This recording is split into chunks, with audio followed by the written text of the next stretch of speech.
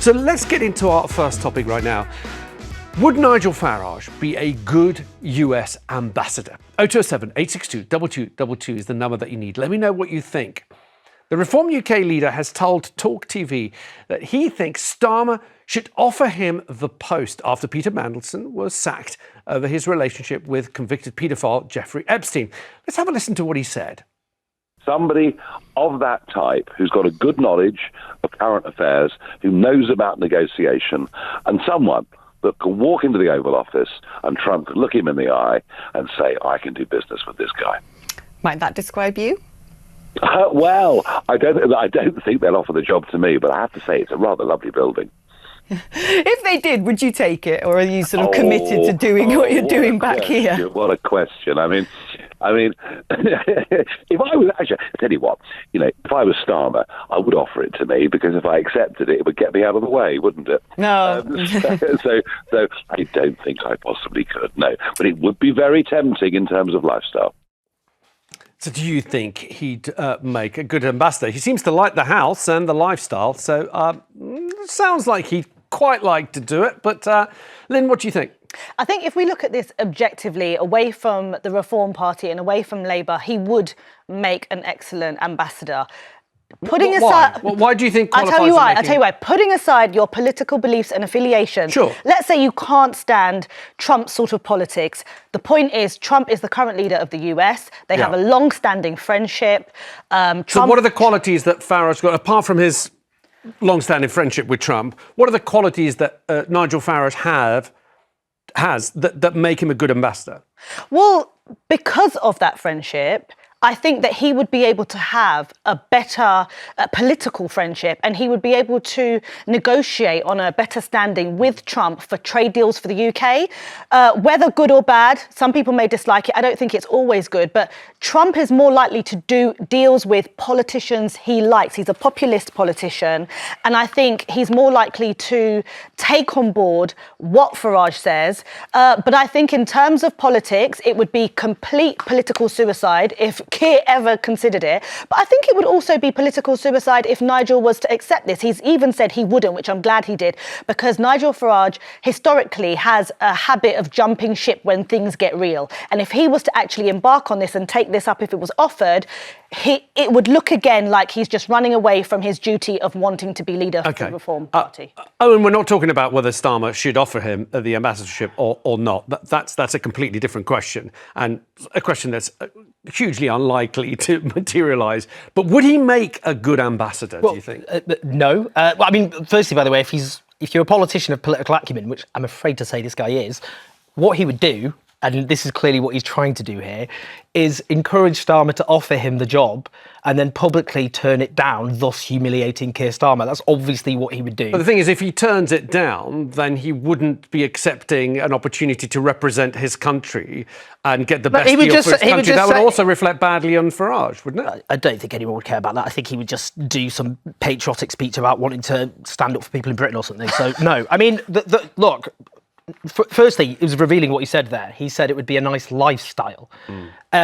This guy's already got how many jobs? How much money is he raking in? I thought we didn't like politicians who are in it for themselves. We're supposed to have politicians who... At least he's being honest. Come on. These politicians... They all like the lifestyle. Here we go, but is that what we want? What, politicians bragging about the fact that they're raking money instead of representing their constituents? Necessarily raking. Look, he's raking vast amounts of money. What, is he earning more than any other MP? Let me just finish quickly. Okay, go ahead. He's raking in more money than any other politician. And I thought we wanted politicians who represented their communities, which is Clacton, by the way, which obviously we don't hear much about.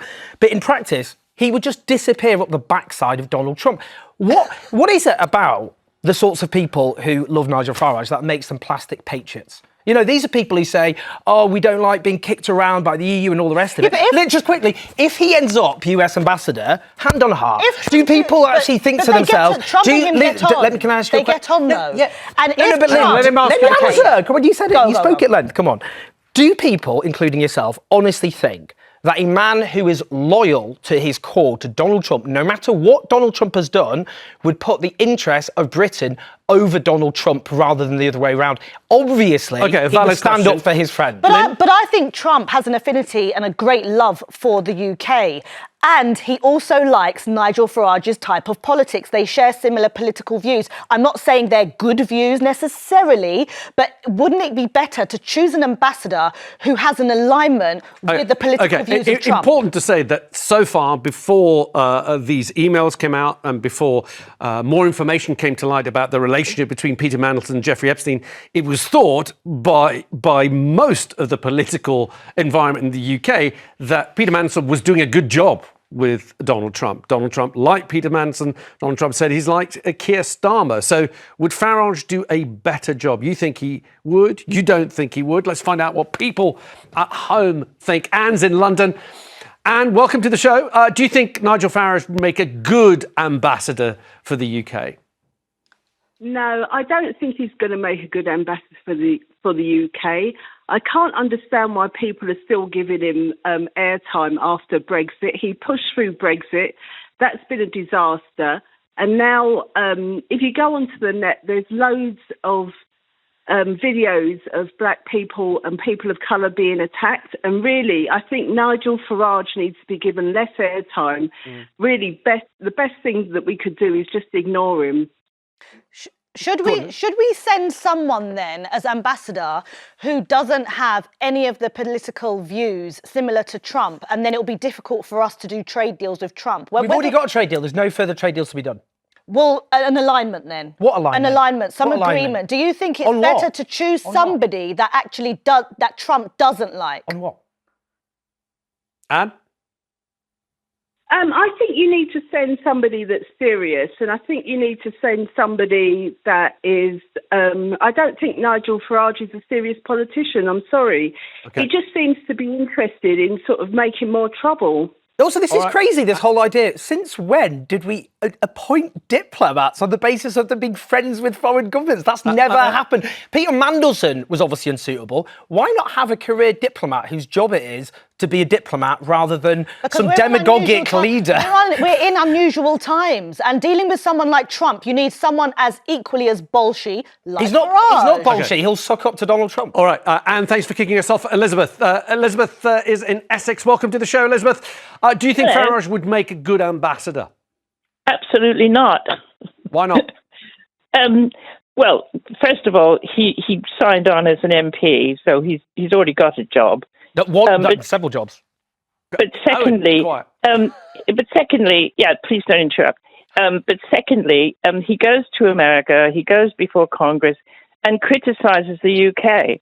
He's all about the free speech and so on. Yeah. He's not an advocate for the UK, and he's so close to Trump. He's so ridiculously close to Trump that his whole perspective is not for the UK, but rather, as right-wing as he can possibly get. Okay, but Elizabeth, as Lynn is saying, we live in different times. Donald Trump's very transactional.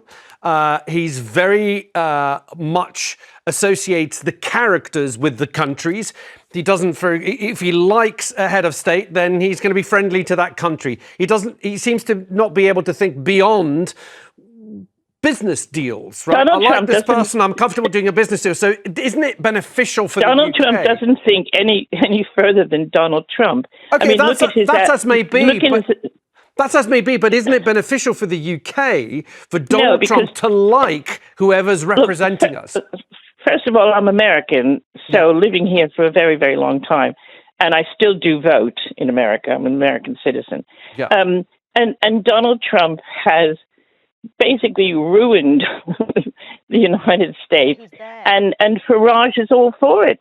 He's a great cheerleader for Trump, and in the meantime, Trump is absolutely ruining the country. So to have someone as an ambassador who won't advocate for the UK, but Elizabeth just made a really important point. Go on. Nigel Farage went in front of the US Congress the other week to denounce his own country. This again comes back to the point about plastic patriotism. He didn't denounce. He said that we're becoming like North Korea when it comes to freedom of speech. Isn't it interesting on that? He wasn't talking about pro-Palestinian protesters holding placards opposed to genocide, most of them elderly, who are being arrested and thrown into prison, or facing, sorry, not yet, they're facing being hauled through the courts. He's not talking about that at all. He wasn't talking about freedom of speech because he doesn't actually believe in it in a meaningful way. Otherwise, he would announce that. Take, for example, Israel's genocidal onslaught against Gaza. Would he stand up to Donald Trump against on that? No, he wouldn't, because he supports it. This is the problem. He won't stand up to someone he fundamentally agrees with and is loyal to, and I think he's more loyal to Donald Trump and that politics than he is to his own country. All right. Elizabeth, thank you. Tina's in Southampton. Tina, welcome to the show. Tina, what do you think? Would he be suitable as an ambassador, do you think?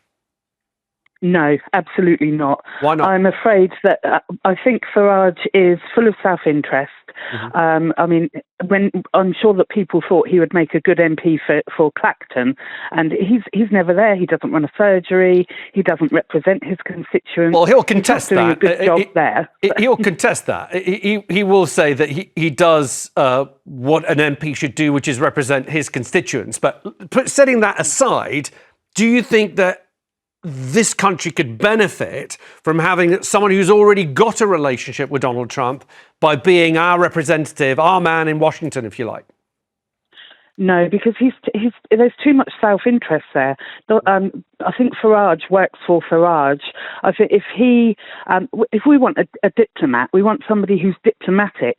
If Donald Trump was no longer leading the US, would Farage get on with the next president? You know, if we need somebody with those diplomatic skills that can represent our country well, regardless of their own politics. Lynn, is that a point that perhaps? I mean, I don't remember ambassadors. If you pressed me on who's, names of ambassadors to, the EU, the US, those big.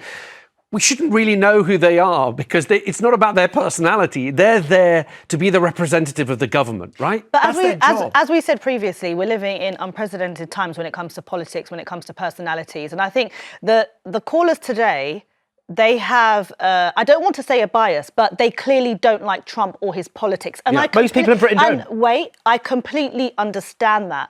But the issue we face, if you want to call it that, or the challenge, is that the US appointed him as their president. So we can't have this sort of attachment or affinity to, we don't like Trump, we don't like his politics, so we should have an ambassador that doesn't like those same politics. It's wise to use somebody for now, while Trump is there, who can liaise with Trump, that can get along with Trump, but also, whether you also like it or not, how the tone of the political landscape is in the UK is getting more Trumpian. Can I ask you a question? Otherwise, reform would not be doing as well as it is. Can I ask you a question? Can I ask you a question? Well, firstly, the polling shows people overwhelmingly reject Donald Trump in this country, including many reform voters. But not reform. Secondly, China, second biggest power on earth. Should we appoint a British ambassador to China who is personal close friends to the Chinese leader, yes or no? We are not as close. We do not see China as our number one ally. But the United States of America is. Is China essential to the global economy and therefore to the British economy? Yes or no? So why does the same? So the logic doesn't apply. But America, as we have seen, is the hugest consumer. So not only is America the hugest consumer, it's our number one ally, and we have forged a very close relationship with the US. So we need to be able. This is the point. Also, Trump isn't like other presidents. If you rub Trump up the wrong way, I'm not saying it's right. He leaves you out in the cold. Do we want to be left out in the cold? We know what it's like to be a slavish ally of the United States. We have paid what Tony Blair once called... we wouldn't have. Well, there we go then. The blood... We have no choice, right? Listen, finish up, because we've got to move on. Go on. Iraq. That was us being slavishly loyal to the United States. The butchery of Iraq and the mass slaughter, including of our own soldiers. Afghanistan, again, ended in catastrophe. That was our blood price. Libya, another disaster. When, at the moment, arming the genocide in Gaza, continue to do that with the US. The fact is, our slavish loyalty to the US has cost lives and caused catastrophe around the world. We're a tiny island. But should we have just stuck with the US no matter what throughout all that, or stood up for ourselves? Okay, you're not being realistic. I'm going to jump in and bring this to an end. Right. Because that's all we have time for this topic. Thank you for your calls on that.